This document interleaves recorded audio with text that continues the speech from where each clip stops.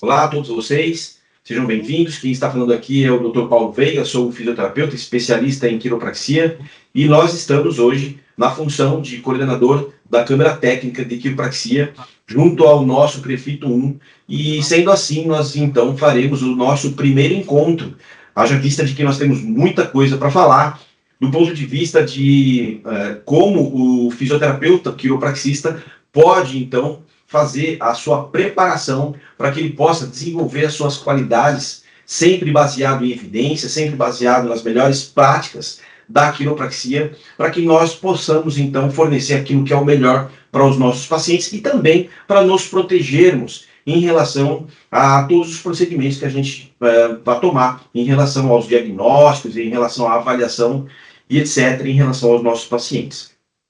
Justamente por conta disso, a nossa intenção nesse nosso primeiro encontro é conversar com vocês em relação a realmente quais são os aspectos científicos da quiropraxia.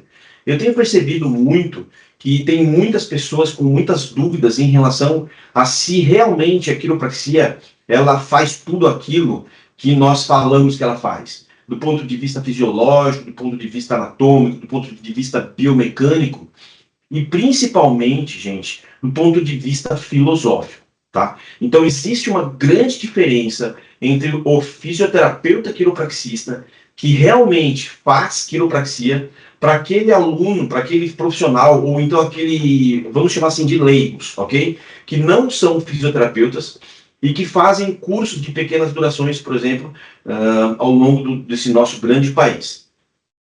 Eu não estou aqui falando sobre a questão dos graduados, porque isso é uma coisa que nós vamos falar mais adiante, mas não agora. Então, nós estamos falando sobre a possibilidade que nós teremos, então, a partir de hoje, a partir de agora, para poder iniciar a vocês o que nós temos de visão em relação ao mais científico, em relação à quiropraxia que nós podemos oferecer para os nossos pacientes. Então, sendo assim, o tema da nossa aula de hoje vai ser quiropraxia tem evidência?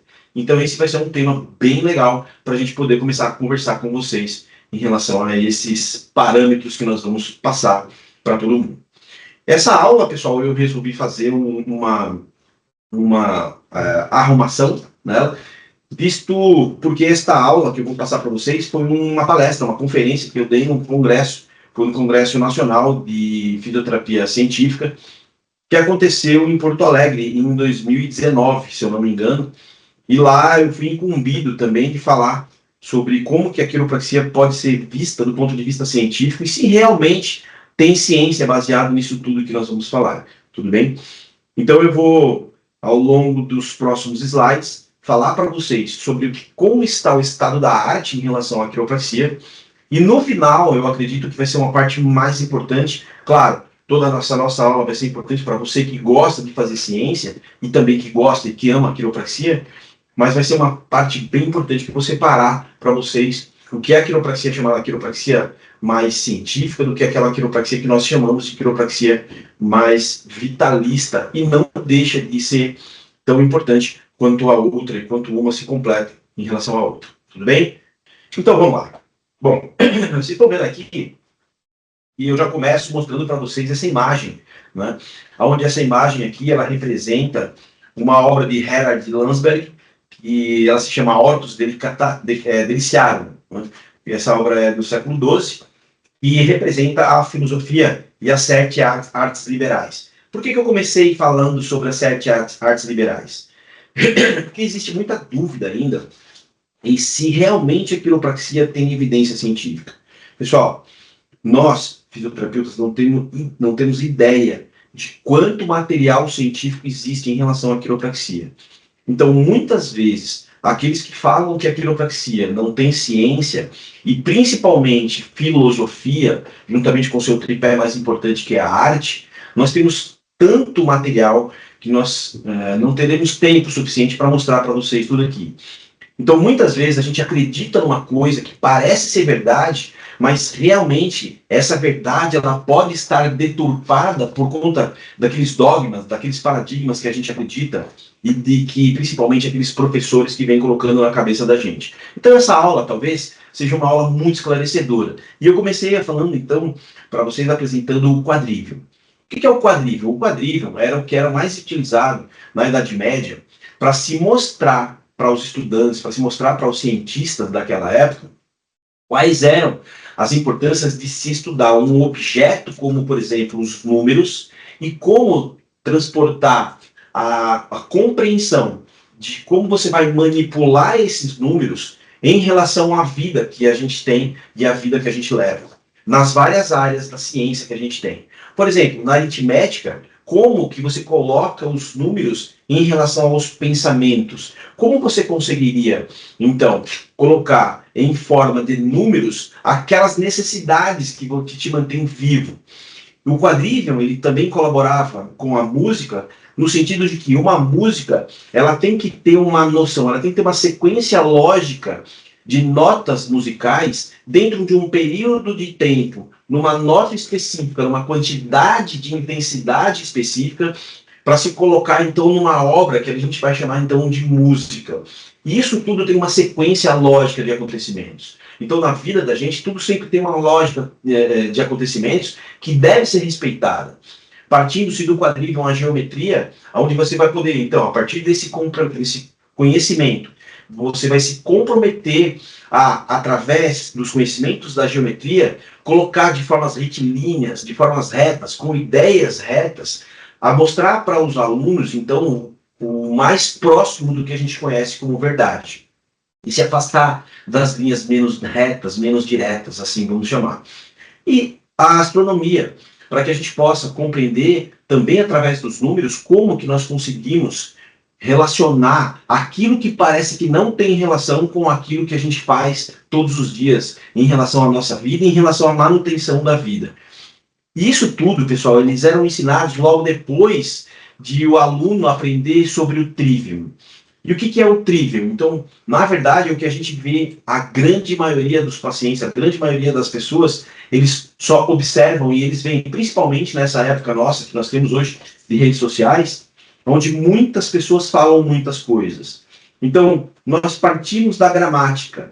Então, a gramática, ela mostra para nós algumas relações de fatos, algumas provas, algumas regras que muitas vezes são baseadas em alguns pontos que podem não ser verdadeiros ou podem não estar relacionados diretamente com aquilo que a gente vai chamar, por exemplo, de quiropraxia. Baseado na gramática, nós temos as lógicas. Então, as lógicas nada mais são a possibilidade do estudo da lógica, de você conhecer e você fazer uma tese, você levantar uma tese. E, pessoal, toda vez que você tem uma tese, você tem que fazer uma síntese dessa tese. Então, a síntese, ela já fala que é uma compreensão mais aprofundada dessa tese. E você faz uma síntese para quê? Para que você possa, através da síntese, ter uma antítese.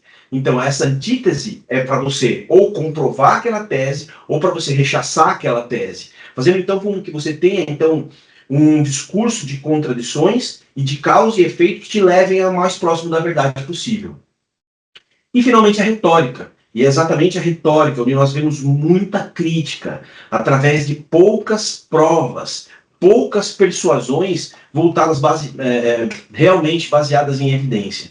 Então, a quiropraxia, eu resolvi dar essa aula para vocês agora, para que vocês possam, então, permitir a que vocês entendam dentro de uma retórica, dentro de uma lógica, dentro de uma dialética, aquilo que é mais próximo da verdade em relação à quiropraxia. Tudo bem? Muito bem. Então, dentro dessa dialética, né, dessa forma de se falar com os nossos alunos e com os nossos colegas de profissão em relação à quiropraxia, nós temos uma historinha bem interessante para falar para vocês, que é a história da verdade e da mentira. Então, essa história da verdade e da mentira aconteceu na Idade Média, num dia de muito sol, num dia de muito calor, onde a verdade e a mentira caminhavam juntas numa praça cheia de pessoas, num dia de sol, e a mentira chegou para a verdade e falou assim, verdade, vamos tomar um banho naquela fonte de águas cristalinas ali, porque está um dia muito quente, né? E aí a verdade, muito amiga da mentira, ela disse, vamos tomar um banho ali para a gente se refrescar. E nesse momento as duas tiraram suas vestes, se despiram, e a verdade entrou primeiro. A mentira, logo depois, ela entrou, e do mesmo jeito que ela enganou, da forma como ela foi entrar, a verdade, ela saiu, pegou as roupas da verdade, se transvestiu com as roupas da verdade, e a mentira pegou e saiu correndo no meio da multidão, em plena praça pública. A verdade, quando viu isso, ela saiu despida, nua e crua, de dentro da fonte de água cristalina, e saiu correndo atrás da mentira, que estava transvestida de verdade. E aí todas as pessoas, a grande população, viu aquela cena e todo mundo ficou contra a verdade, porque como assim uma mulher saindo nua e crua, sem roupas, no meio da multidão, numa praça pública, num dia ensolarado? E aí as pessoas ficaram a favor da mentira, que estava transvestida de verdade, e todas elas ficaram contra a mentira, que estava nua e crua. E por isso a mentira, muito triste, ela voltou novamente para a fonte de águas cristalinas e se afogou nessa fonte amargurada, porque as pessoas não acreditaram que ela era a verdade.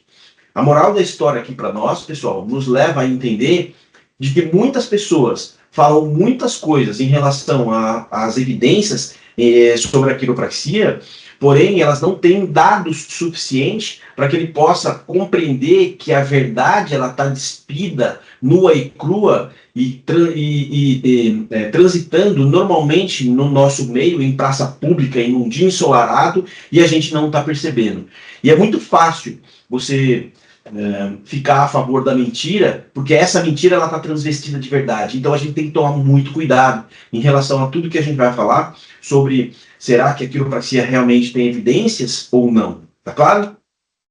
Muito bem. E o que são evidências para nós? Tá? Então, basicamente, eu tenho um tripé quando eu falo sobre evidências. Quando eu falo sobre evidência e quiropraxia, eu tenho que entender que eu tenho lá um tripé onde eu tenho um expert nesse assunto. Então eu não sei nenhum expert melhor para comentar com vocês agora do que o próprio Didi Palmer. Então, o Palmer foi considerado então o grande precursor da quiropraxia. Então, ele é quem sabe, aquele lá é o expert, é o doutor que faz a quiropraxia de verdade. Então, se você tem uma pessoa que é expert, você tem então a primeira perna, vamos chamar assim, primeira base de uma evidência em qualquer área que você vai fazer. Logo depois, você tem, além do grande cientista, né, expert, você tem a melhor técnica, a técnica que tem mais evidência científica publicada com o melhor resultado. Então eu me lembro, vocês vão ver lá na frente, que dentro do estado da arte nós temos lá os instrumentais, a quiropraxia instrumental. Então a gente pode afirmar para vocês hoje que a quiropraxia instrumental ela melhora a amplitude de movimento de flexão da região lombar, por exemplo. Então eu já sei que isso aqui eu já tenho comprovação científica e aí eu vou unir essa evidência científica de uma prática clínica com o expert fazendo o tratamento. E fechando o tripé científico, né, que a gente tem como evidência, como base científica, é o paciente. É aquele paciente que gosta de ser cavitado, por exemplo. Então, tem muitos pacientes que eles não gostam de fazer aquele crack-crack, de fazer a cavitação, pops, né, os pops, então, no pescoço. Então, como você, mesmo sendo expert, mesmo aplicando a melhor técnica científica, vai aplicar isso num paciente que não gosta de fazer cavitação, não gosta que seu pescoço seja cavitado, essa técnica ela não vai ter evidência, não vai ter resultados significativos para que a gente possa desenvolver essa técnica para esse paciente. Então, para que eu tenha grande evidência, pessoal, eu tenho que ter a união nesse tripé que eu falei para vocês. Eu tenho que ter aquele paciente que gosta de ser cavitado, eu tenho aquela técnica que tem mais evidência científica, realizada por um melhor especialista, expert, então, naquele assunto. Se eu tenho isso tudo, eu tenho sim aí o que a gente vai chamar de evidência dentro da quiropraxia. Bom, e aí nós temos lá o que a gente vai chamar de prática baseada em evidência. Então, o que é a prática baseada em evidência? É uma prática de uso consciente, então explícito e judicioso. Então, o que é explícito e judicioso? é onde eu tenho a melhor evidência científica disponível do ponto de vista legal, inclusive, tá? Para que isso facilite minha tomada de decisões, para que eu possa, então, cuidar do meu paciente. Observem que essa prática baseada em evidência, ela significa a integração, como eu tinha dito para vocês, entre a experiência clínica individual do expert, com a melhor evidência clínica externa, vindo de uma pesquisa científica, junto com aquilo que o paciente quer. Tá claro isso, pessoal? Então, a prática baseada em evidência, para nós, é isso. Então, nós temos lá, por que buscar a melhor evidência? Então, por que nós temos que buscar a melhor evidência? Por principalmente 5 motivos. O primeiro deles é o motivo clínico, que é óbvio, quanto melhor a evidência científica, melhor a eficiência e eficácia da técnica que você está usando. E a eficiência é diferente da eficácia. Eu posso ser muito eficiente, porém ser pouco eficaz. Eu posso pegar um dardo e acertar toda vez que eu jogar esse dardo no alvo, mas eu não acerto na mosca. Mas se eu for muito eficaz, toda vez que eu jogar esse dardo, eu acerto na mosca, então. Então essa é uma diferença sutil, mas muito importante. E a gente consegue isso através das evidências científicas. Os aspectos legais, para você ter mais acurácia dentro daqueles eventos clínicos que são mais eficientes e eficazes, e eu posso, então, a partir daí, definir os tratamentos e condutas melhores e mais específicos para aqueles determinados pacientes. E assim eu vou ter melhores resultados terapêuticos. E, obviamente, com melhores resultados terapêuticos, eu vou me vou assegurar ao paciente as boas práticas com o paciente e também terei menos perdas financeiras, ok? Juntando tudo isso, eu tenho lá uma força de evidência científica importante para nós.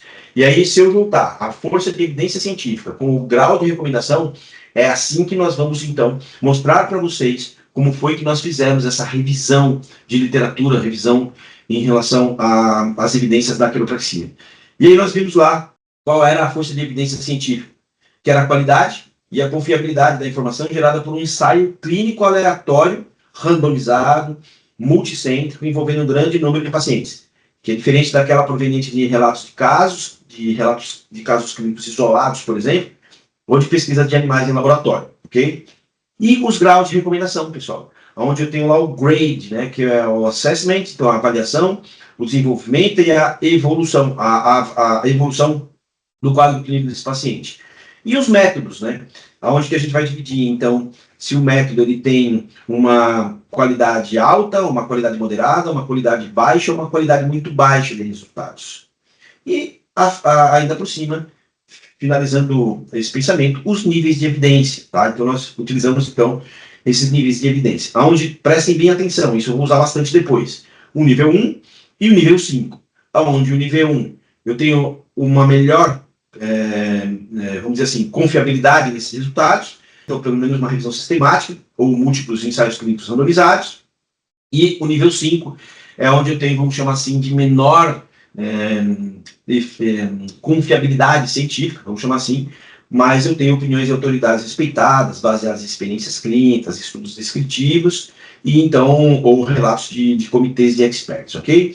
Então, essa diferença de níveis de evidência entre o nível 1 e o nível 5 vão me dar o grau de confiabilidade de cada ensaio clínico que eu vou mostrar para vocês aqui, ok? Bom, e finalmente os níveis de recomendação, onde eu tenho lá o nível A, B, C e D, onde o nível de recomendação A, ele mostra um nível mais fidedigno, então onde foi demonstrado, então que representa, por exemplo, os estudos experimentais, observacionais.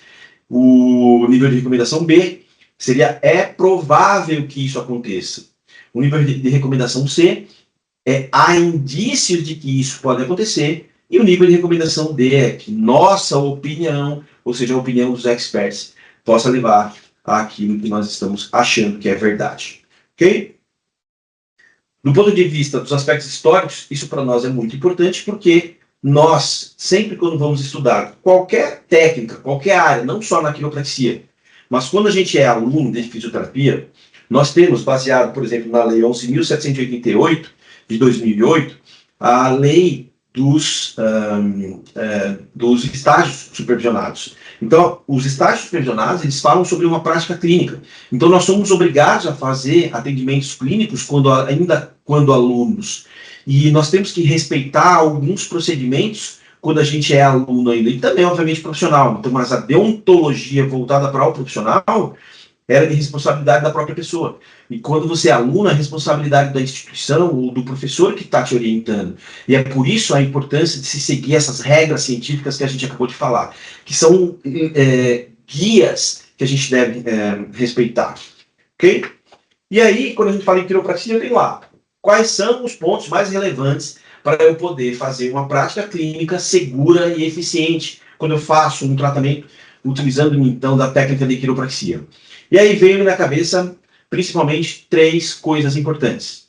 3 fatores. Primeiro, qual é o efeito da quiropraxia em relação à coluna vertebral?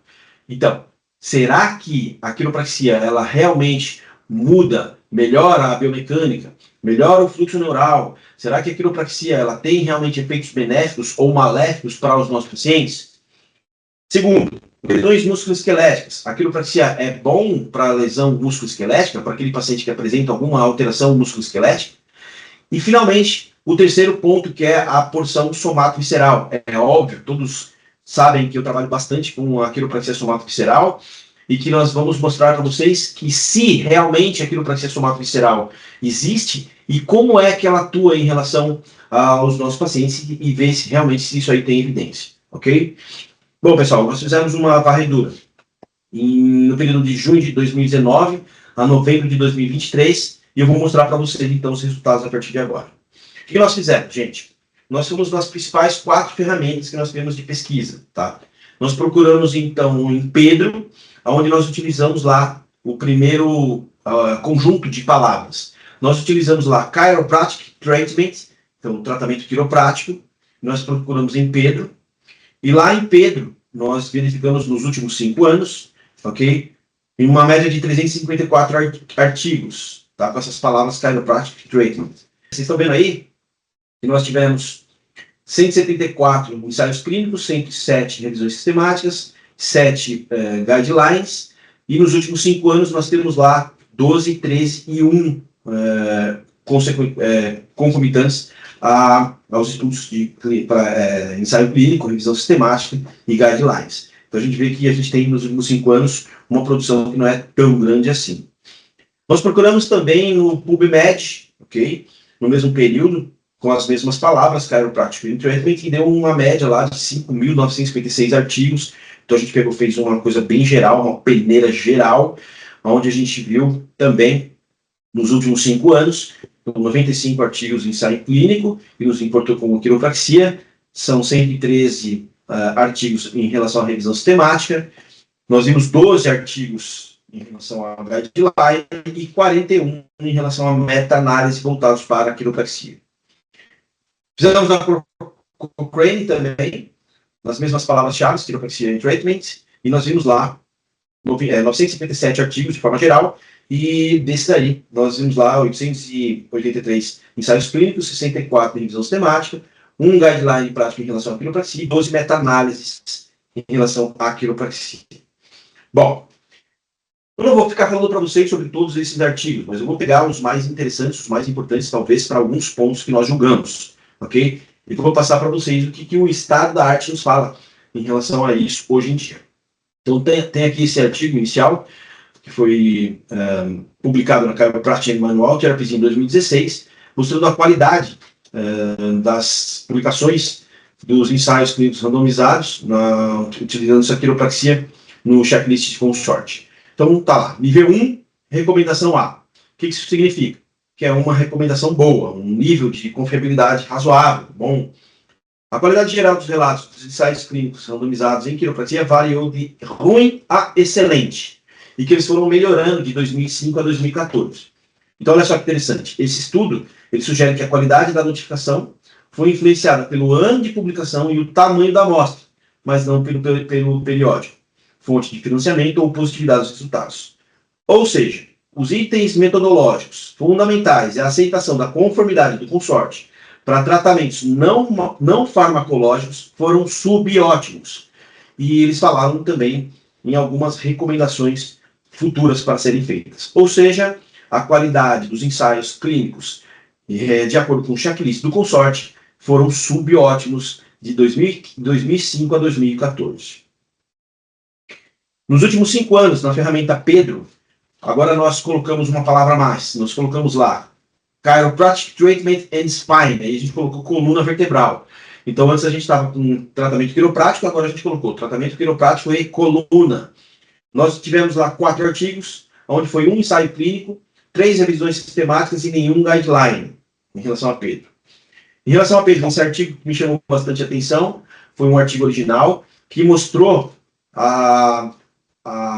o resultado do desenvolvimento neurofisiológico e o aumento da prevalência dos pacientes com sequelas por conta de paralisia cerebral nos pacientes prematuros, né, nas crianças prematuras, utilizando-se principalmente as terapias quiropráticas na coluna cervical e algumas técnicas de toque nos pontos-chave reflexos na cabeça e na coluna desses pacientes. Observem que foram esses pontos aqui que foram toques, que foram utilizados. Esses pontos, pessoal, são os pontos principalmente de Chapman, que foram muito bem reproduzidos pela somato visceral, por exemplo. Qual foi o resultado? Nível 1, recomendação B. Tomados em conjunto, os resultados apoiam a afirmação de que a intervenção precoce, por exemplo, da terapia de quiropraxia na cervical e na cabeça, pode promover o desenvolvimento neuropsicológico e diminuir efetivamente o risco de paralisia cerebral nos pacientes prematuros aos 24 meses de idade. Essa pode ser uma terapia segura e útil para bebês prematuros, por exemplo, que apresentem essas deformidades. Ainda em Pedro, revisão sistemática, Chiropractic Treatment and Spine, novamente.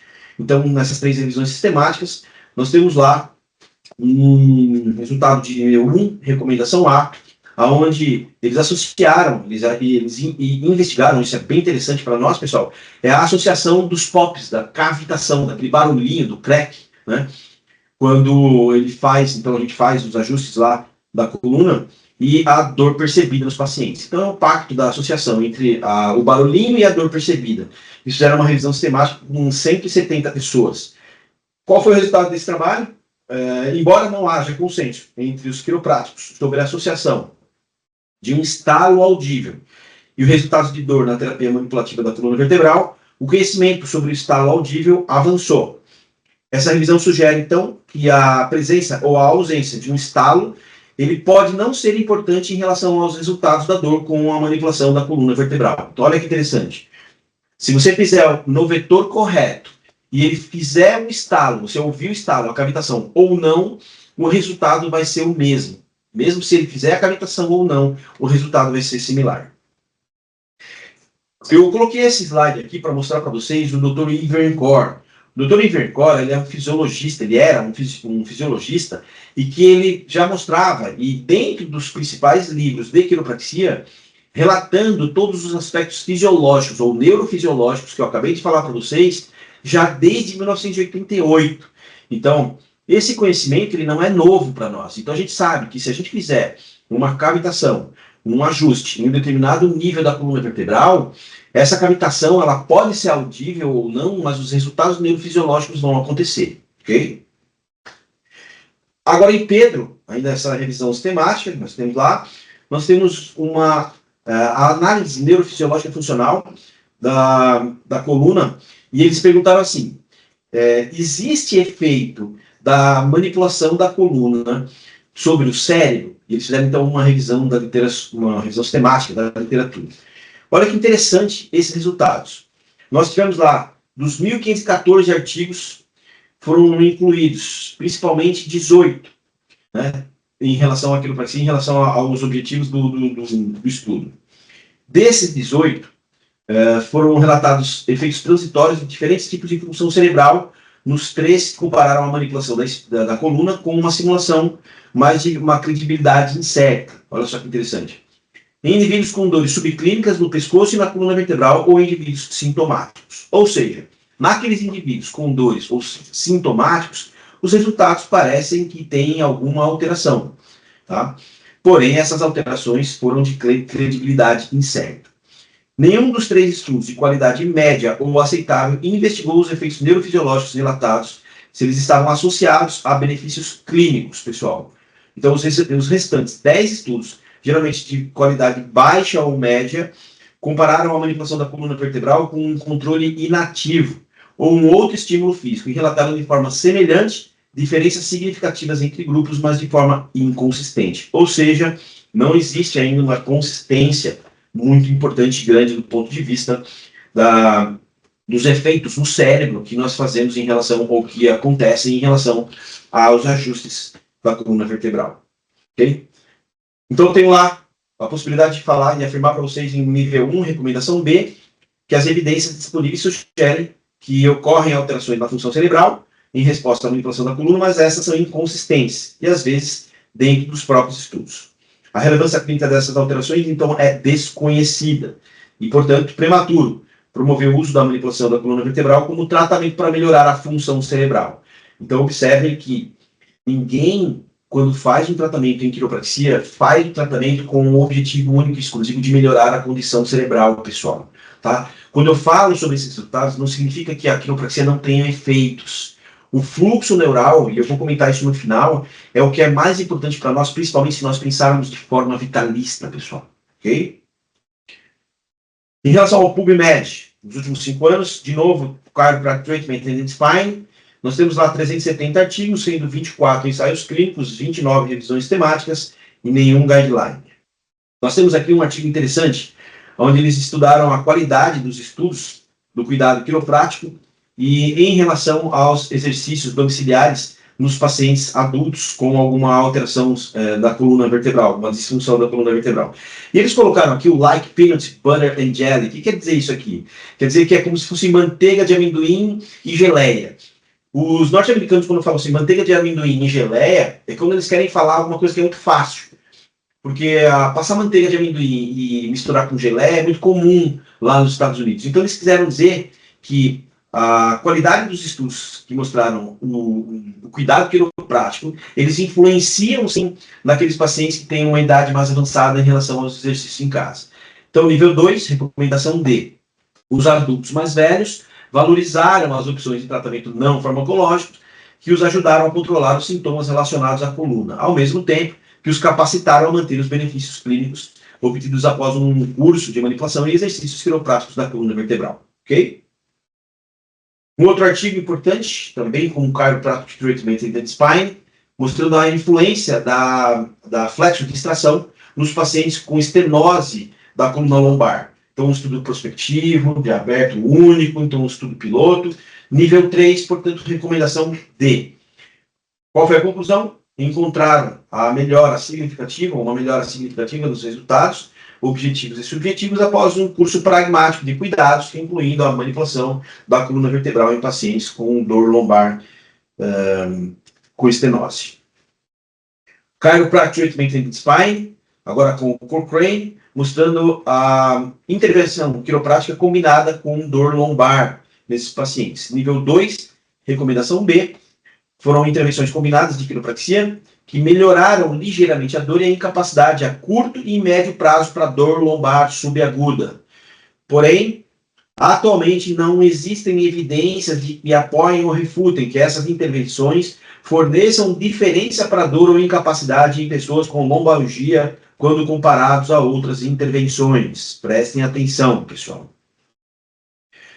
Agora, ainda com o Chiropractic Treatment and Spine, você tem lá uma comparação, uma revisão sistemática para os custos do cuidado quiroprático em relação a outras intervenções das dores lombares ou das dores na coluna vertebral nos Estados Unidos.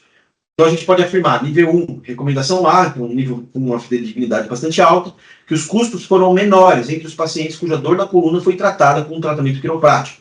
Porém, esses estudos revisados tinham muitas limitações metodológicas, mas que os custos foram menores.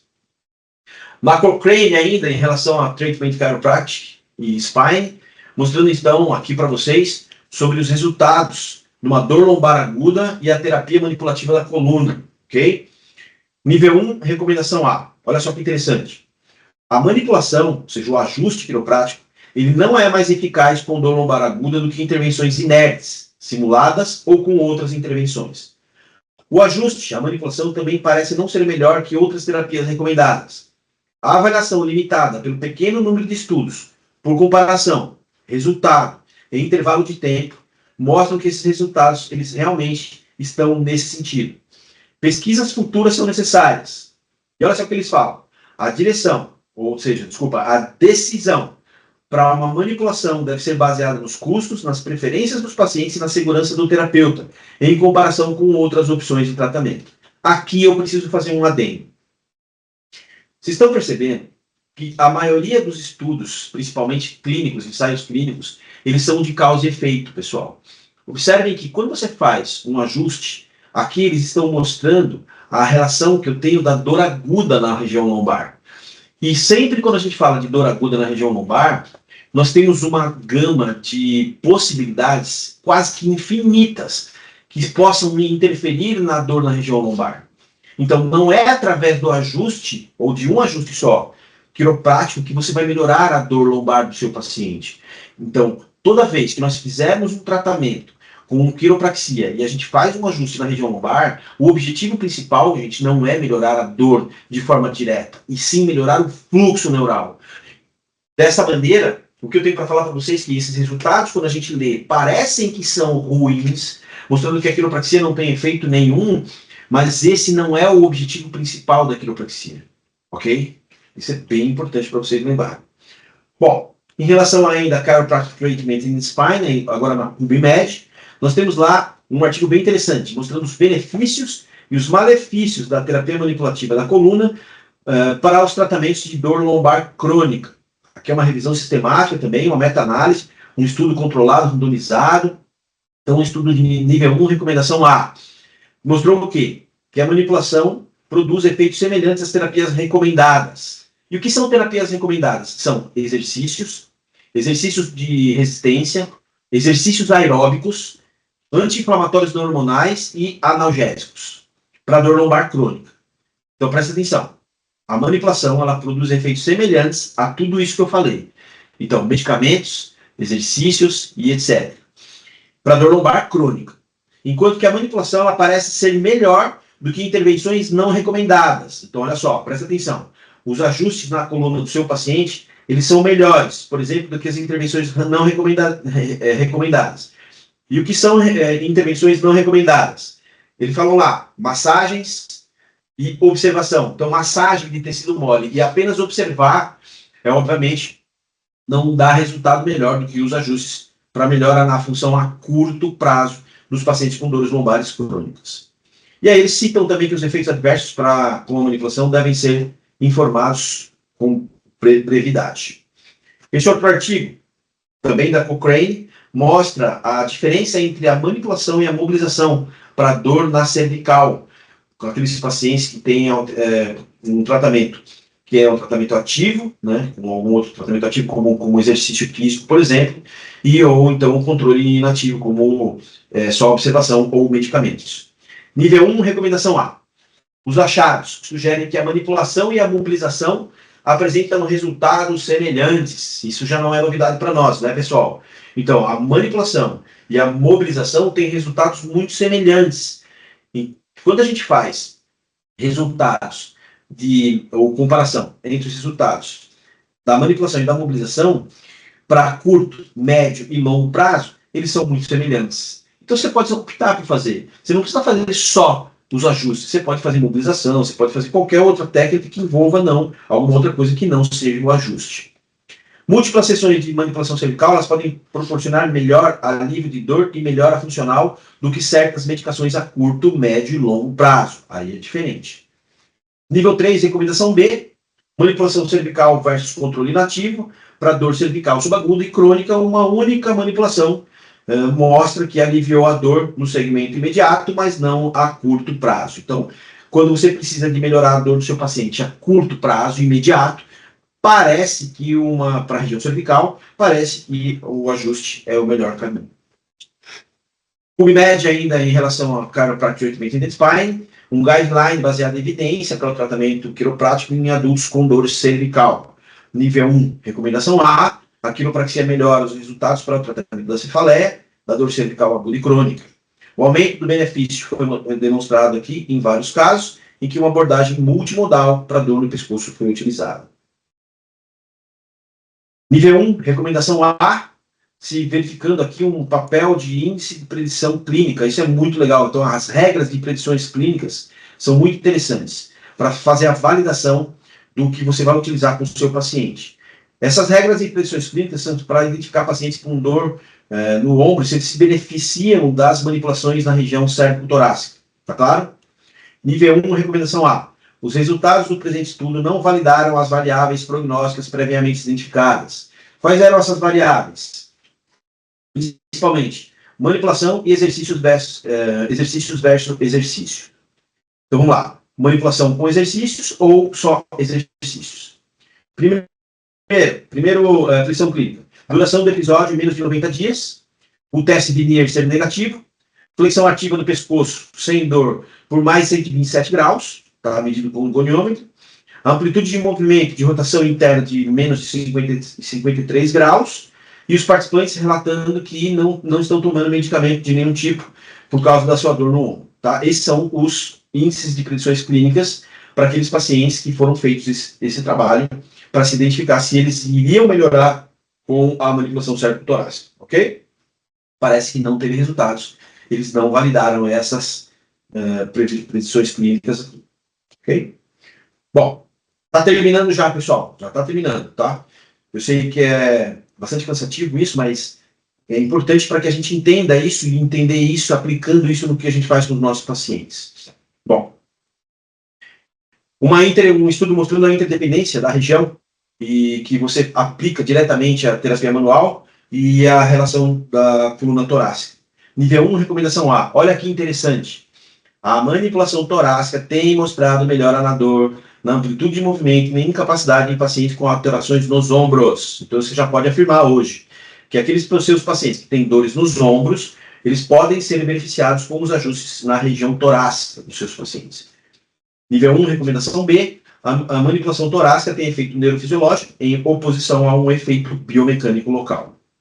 Anota isso. Cochrane, ainda Chiropractic Treatment and Spine, há uma análise dos efeitos comparativos da manipulação torácica, ok? Nos indivíduos com síndrome subacromial, tá? Um ensaio clínico randomizado. Nível 2, recomendação B. Qual foi a conclusão dos autores? Duas técnicas de tratamento, de terapia de manipulação, não resultaram em diferenças na dor, satisfação e função, quando comparadas a uma manipulação simulada. A manipulação da coluna torácica não teve efeito imediato nas deficiências escapulares examinadas dos pacientes. Porém, ele faz um aviso aqui, fala cuidado, porque dentro desse trabalho, uma baixa porcentagem, aproximadamente 20% dos participantes, procurava ativamente um tratamento para sua condição de dor no ombro. E a amostra que eles tinham não poderiam representar com precisão esses pacientes no ambiente clínico, ok? Esse trabalho aqui bastante interessante também, onde eles viram os efeitos a curto prazo das manipulações da coluna torácica em comparação com os exercícios e com a educação nos indivíduos com dor lombar, um estudo randomizado, controlado e ensaio clínico. Nível 1, recomendação B. Nesse ensaio clínico randomizado, 3 sessões de manipulação torácica, além de exercícios de educação, não mostraram melhores resultados em indivíduos com lombalgia crônica, quando comparados a uma manipulação simulada, além de exercícios e educação. Ok, agora a gente passa a mudar um pouco. Nós passamos aqui a procurar agora Chiropractic Treatment and Musculoesquelético. A gente mudou agora. Antes a gente tinha palavras-chave: quiropraxia, tratamento quiroprático e coluna vertebral. Agora a gente colocou lá tratamento quiroprático e músculo esquelético. Então nós vimos de novo lá na IP, nas principais ferramentas da PubMed e Cochrane. Nós identificamos lá 143 artigos, sendo deles 125 ensaios clínicos, 81 revisões temáticas e 44 guidelines. Quando a gente inseriu a palavra músculo esquelético. Esse trabalho aqui da Cochrane, bem interessante, mostrando as boas práticas para o gerenciamento da quiropraxia nos pacientes com dores musculares crônicas. O que eles identificaram aqui? Eles utilizaram o painel Delphi, tá, para se identificar o consenso sobre o tratamento quiroprático em 5 condições comuns de dores musculoesqueléticas. Então, mostraram lá que a quiropraxia seria interessante para dor lombar, ou seja, na lombalgia, dor no pescoço, dor de cabeça tensional, osteoartrite e fibromialgia. Então, esses aqui foram cinco alterações clínicas musculoesqueléticas que foram indicadas principalmente para melhora com a utilização da quiropraxia, ok? Do ponto de vista ainda do musculoesquelético, nós temos lá uma quiropraxia conservadora, mas em relação à habilidade para se contraindicar as não indicações e as indicações para um cuidado quiroprático. Olha que interessante, pessoal, nível 5, recomendação D, onde nós verificamos lá que dos 359 e dos 536, ou seja, 67% dos estudantes responderam ao questionário, eles geralmente reconheciam um número muito importante e razoável de contraindicações e de indicações para o tratamento. Porém, olha só que interessante, gente, eles acharam muito difícil identificar as não indicações. Ou seja, os estudantes e os profissionais, eles sabiam que existiam as contraindicações, sabiam que existem as indicações, mas eles achavam muito mais difícil não ajustar do que ajustar os pacientes. Isso é bastante interessante para nós, é perigoso até.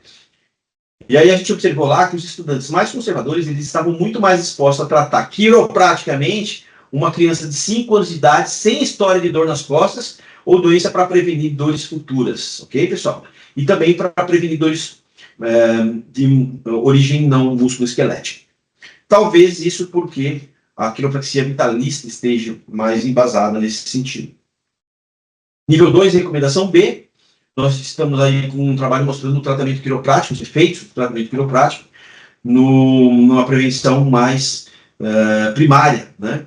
E uma revisão sistemática, tá? Com uma abordagem mais pedagógica. Nível 2, recomendação B. Não foram encontradas evidências na literatura de um efeito do tratamento quiroprático no âmbito de uma prevenção primária. Isso aqui, pessoal, eu preciso fazer um outro adendo.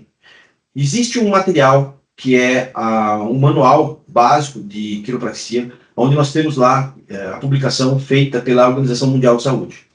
Então, para quem não sabe, a Organização Mundial de Saúde, ela elegeu a quiropraxia como a única profissão não médica, ok?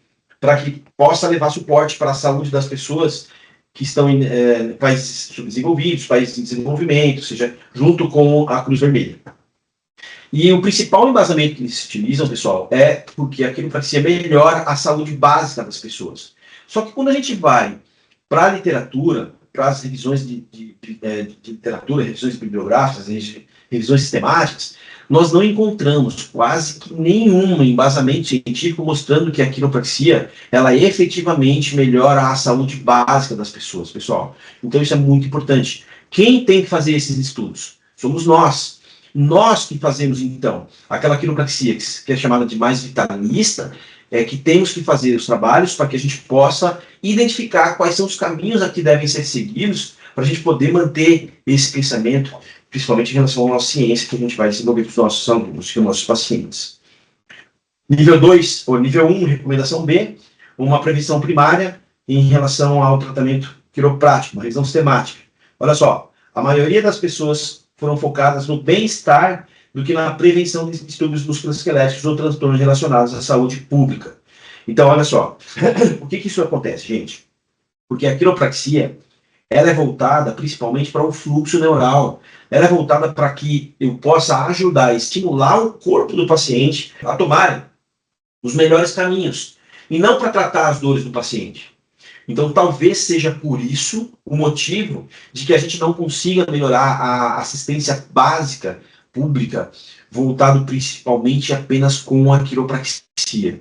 Por quê? Porque esse não é o propósito, não é o objetivo final, talvez, da quiropraxia, e sim melhorar a saúde da população como um todo, baseado no que os efeitos da quiropraxia podem fazer no corpo desses indivíduos.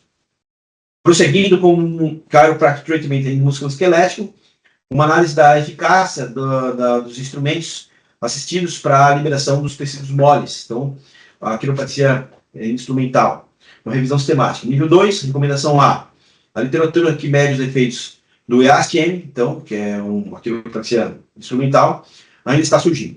Isso foi em 2016, esse artigo. Prestem atenção. A pesquisa atual indicou resultados insignificantes que desafiam a eficácia do EASTM como um tratamento para patologias musculoesqueléticas comuns, que podem ser devido à variabilidade metodológica entre os estudos. Parece haver alguma evidência apoiando sua capacidade de aumentar a amplitude de movimento a curto prazo, principalmente na região lombar. Esse trabalho aqui de 2019, ele avaliou novamente, através de uma revisão sistemática, os efeitos da quiropraxia instrumental, nível 1, recomendação A, mostrando que o IASTM melhora realmente a amplitude de movimento em indivíduos não lesionados, bem como na dor e função em pacientes que têm lesão. Então, uma pesquisa de alta qualidade envolvendo uma maior variedade de pacientes e produtos é necessário para fundamentar melhor essa nossa afirmação. Ainda em relação ao quiropraxia instrumental, mostrando aqui um tratamento quiroprático utilizando a manipulação instrumental para tontura e dor cervical nos pacientes de uma determinada comunidade e com disfunções, mostrando um trabalho também, a comparação entre o ajuste e uma mimetização do tratamento. Nível 2, recomendação B, os dados mostraram uma tendência a favorecer o grupo de quiropraxia em termos de melhoria clinicamente significativa, nos scores principalmente da tontura. Existe uma coisa que é bem interessante, que a gente avalia nos nossos pacientes, é a melhora muito grande, pessoal, das dores de cabeça, das enxaquecas, das cefaleias tensionais e da tontura nesses pacientes, provavelmente também pela melhora do fluxo neural, ok? E aí tem um outro trabalho mostrando uma pergunta. A quiropraxia é eficiente no tratamento para doenças, para as disfunções? Então, a revisão sistemática de literatura nível 2, recomendação B. Olha, interessante, os resultados mostraram a influência da quiropraxia na melhora da dor na cervical, na região cervical, pontos de gatilho, principalmente na região do músculo trapézio e no pescoço, e também em lesões esportivas. Aí olha que interessante, no caso de asmas, cólica infantil, transtorno do espectro autista e problemas gastrointestinais, como junto com fibromialgia e dores nas costas e síndrome do túnel do carpo, não houveram evidências científicas conclusivas. Isso foi um trabalho que foi publicado em 2015. Bom, já que a gente tem, então, muita dificuldade para encontrar trabalhos mostrando os resultados dos ajustes em vísceras, aí eu fiz também lá uma análise com as palavras-chave, colocando quiropraxia, tratamento e víscera. E aí a gente encontrou lá 14 artigos em Pedro, PubMed e Cochrane. Vejam que o número é bastante baixo ainda, onde foram só 3 ensaios clínicos, 6 revisões sistemáticas e apenas uma meta-análise com 4 revisões, e nenhum guideline. Esse artigo aqui é muito interessante, ainda de 2007, um artigo relativamente antigo, mostrando quiropraxia e as desordens viscerais. Nível 5, recomendação C. Os ajustes quiropráxicos possivelmente são eficazes para uma variedade de condições, incluindo asma, dismenorreia, hipertensão, cólica infantil, enurese noturna e otite média. Isso foi em 2007. Um outro artigo agora de 2011, mostrando as relações do tratamento quiroprático para problemas gastrointestinais. Então, ensaio clínico randomizado, uma revisão sistemática também mostrou nível 2 e recomendação B. Apenas 2 ensaios foram encontrados. Um foi estudo piloto e outro chegou a uma conclusão positiva. Porém, ambos tinham sérios defeitos metodológicos. Não há evidência de apoio que a quiropraxia é um tratamento eficaz para os distúrbios gastrointestinais. Então, vamos lá. Esse outro artigo mostrando a relação da manipulação da coluna com um tratamento quiroprático em cólicas infantis, mostrando no nível 2, recomendação A, 4 bases de dados foram pesquisadas e 3 ensaios clínicos randomizados. Mostraram que a totalidade dessa evidência não demonstra a eficácia desse tratamento. Conclui, ok, então, que a alegação acima não tem bases convincentes de ensaios clínicos rigorosos. Esse trabalho aqui é um trabalho interessante também, para se identificar a presença de fibrose retroperitoneal e idiopática com os pacientes que têm dor lombar. Pessoal, nível 3, recomendação A. Verificou-se que a fibrose retroperitoneal e idiopática é um diagnóstico diferencial naqueles pacientes que têm dor lombar e dor no flanco posterolateral. Eles viram também uma relação com a hipertensão recém-diagnosticada ou controlada. Todas essas alterações mostraram alterações nas articulações sacroiliacas, pessoal. Então, é fácil da gente entender de que aqueles pacientes que têm fibrose retroperitoneal são aqueles pacientes com muita fibrose interna na pelve podem desenvolver dores lombares, ok? A fibrose retroperitoneal ela deve ser tratada imediatamente com glicocorticoides ou agentes imunossupressores para reduzir o risco de complicações. Isso inclui piora na hipertensão, hidronefrose e insuficiência renal. Ou seja, esse aqui é um artigo médico que está mostrando para nós que os pacientes com dores lombares, eles devem ser analisados sempre com fibroses retroperitoneais. E que o tratamento que eles têm hoje de eleição são tratamentos medicamentosos que podem acarretar problemas renais ou problemas em outros sistemas desses pacientes. E a quiropraxia aqui, então, vai ajudar bastante. Nós estamos trabalhando em alguns estudos, algumas publicações, inclusive, que já foram publicadas, mostrando algumas evidências positivas nisso daqui. A gente vai mostrar um pouco lá na frente. E aí, quiropraxia, tratamento em víscera ainda, mostrando lá os ajustes quiropráticos no gerenciamento das condições viscerais. Ok? Nível 4, recomendação C. Os quiropráticos utilizam os ajustes da coluna vertebral no manejo das condições viscerais, apesar dessa intervenção ser considerada um obstáculo às evidências de serviço de quiropraxia na Austrália. Recomenda-se investigação adicional sobre a validade do tratamento quiroprático das condições viscerais.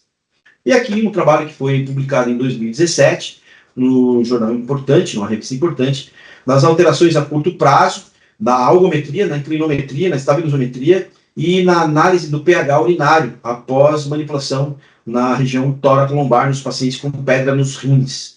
Nível 2, recomendação A. Quais foram os resultados? A comparação intragrupo mostrou melhora significativa para o grupo experimental, que foram submetidos aos ajustes quiropráticos, na faixa de flexão lombar de movimento e na dor perirenal. Em comparação entre grupos, mostrou alterações na dor e no quadrado lombar, assim como nos processos espinhosos de todos os níveis. Nenhuma alteração do pH urinário foi observada, concluindo, então, que a manipulação tóraco-lombar parece ser eficaz a curto prazo para melhorar a sensibilidade à dor, bem como aumentar a flexão da coluna lombar. E aqui, nesse artigo, mostrando as terapias manipulativas da coluna em condições viscerais, um artigo de 2018, nível 1, recomendação A, mostrando evidências recentes que sugerem que o ajuste quiroprático pode ter um impacto nas interações inibitórias intrínsecas corticais. Isso pode ocorrer pela melhora da sinapse dos neurônios centrais, alterando os padrões de disparo dos neurônios aferentes primários para espinhais mecanorreceptivos e mecanosensitivos. Essa é uma evidência nível 1, recomendação A, que nós já temos como afirmar para vocês. Nível 1, recomendação B, também foi associado com mudanças em certos marcadores químicos, principalmente as substâncias P, que estão presentes no intestino delgado dos nossos pacientes. Finalmente, ainda chiropractic treatment em víscera, as alterações nos marcadores bioquímicos dos pacientes após uma manipulação da quiroprática, uma revisão sistemática com meta-análise. Nível 1, recomendação A. Olha que interessante. A manipulação da coluna pode aumentar os níveis de substâncias P, como nós tínhamos falado, a neurotensina, níveis de ocitocina e interleucina. E elas podem influenciar os níveis de cortisol pós-intervenção, diminuindo os níveis de cortisol, principalmente pelos efeitos da ACTH, voltados à posição da célula túrgica localizada na base do crânio, por conta principalmente da hipófise. Porém, testes futuros dirigidos a populações sintomáticas são necessários para compreender a importância dessas mudanças. Portanto, conseguimos chegar no final, galera. Quem chegou até aqui foi um herói, né? Então nós temos lá um resumão, tá? Vamos fazer um resumão para a gente tentar entender esse monte de informação que a gente jogou para vocês, tá? Bom, a gente fez lá. Vimos as palavras-chave: tratamento quiroprático e coluna vertebral, onde a gente viu que os custos com tratamento quiroprático são menores, a manipulação e a mobilização apresentam resultados iguais para cada resultado, a curto, médio e longo prazo. Técnicas combinadas de quiropraxia e outras intervenções são eficientes para dor e impotência funcional na lombalgia subaguda, a curto e a médio prazo. A manipulação ela não é mais eficaz com dor lombar aguda do que intervenções inertes, simuladas ou com outras intervenções, por exemplo, os exercícios aeróbicos e musculação, ok? Como eu tinha falado. A manipulação parece ser melhor do que intervenções não recomendadas, como as massagens e tecidos moles, e só observação, para melhorar a função a curto prazo. Múltiplas sessões de manipulação cervical na região cervical. Aliviou a cefaleia e a dor imediata e melhorou mais a função do que certas medicações, a curto, médio e longo prazo, isso é bem importante. E a decisão para se manipular, ou seja, para se ajustar, deve ser baseada nos custos, preferências dos pacientes e na segurança do terapeuta, em comparação com outras opções de tratamento. Quando a gente fala em músculo esquelético, nós chegamos à conclusão, alguns pontos principais, que é difícil de identificar não indicações, para se não ajustar, não foram encontradas evidências na literatura de um efeito do tratamento quiroprático no âmbito da prevenção primária ou prevenção secundária para uma doença em geral, principalmente músculo esquelético. O IASC-M, ou seja, a quiropraxia instrumental, tem resultados insignificantes para patologias musculoesqueléticas comuns, e o IASC-M parece melhorar a amplitude de movimento, principalmente na flexão da região lombar. Ainda músculo esquelético, a quiropraxia instrumental parece ter efeitos positivos para a tontura e dor cervical, e a quiropraxia melhora a dor na cervical, dor no pescoço, pontos de gatilho no ombro e pescoço, juntamente com lesões esportivas.